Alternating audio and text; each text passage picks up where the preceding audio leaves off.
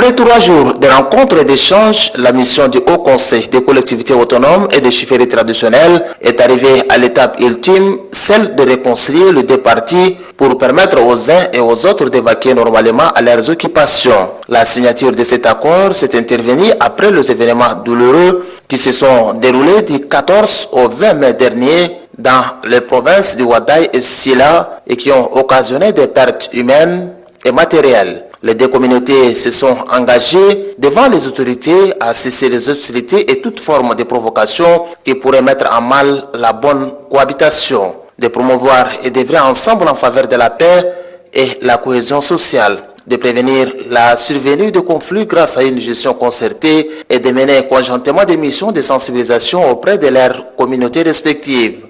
Les deux communautés souhaitent la mise en place d'un comité de suivi du présent accord afin de résoudre tous les points en suspens. Et remercie le plus haute autorité du pays, à leur tête le chef de l'État Idriss Déby Itno, qui n'ont ménagé aucun effort pour arrêter le bain de sang. Le président du Haut Conseil des collectivités autonomes et des chefferies traditionnelles, Tamita Djudingar, a félicité les deux communautés pour avoir accepté de signer cet accord de réconciliation.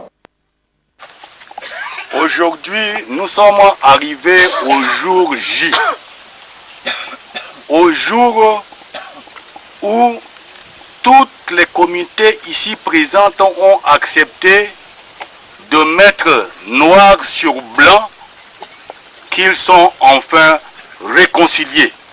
Et nous ne pouvons rien dire d'autre que de remercier toutes les puissances qui ont permis que cela puisse être d'actualité. Le député Mohamed Saleh Ahmad Khayar du Ouaddaï et le député Zakaria Mohamed Saleh du Sila se sont réjouis de cet accord de paix. Le secrétaire général du département d'Abdi, Mohamed Saïd Abderrahman Abba, a demandé aux deux communautés de respecter cet accord.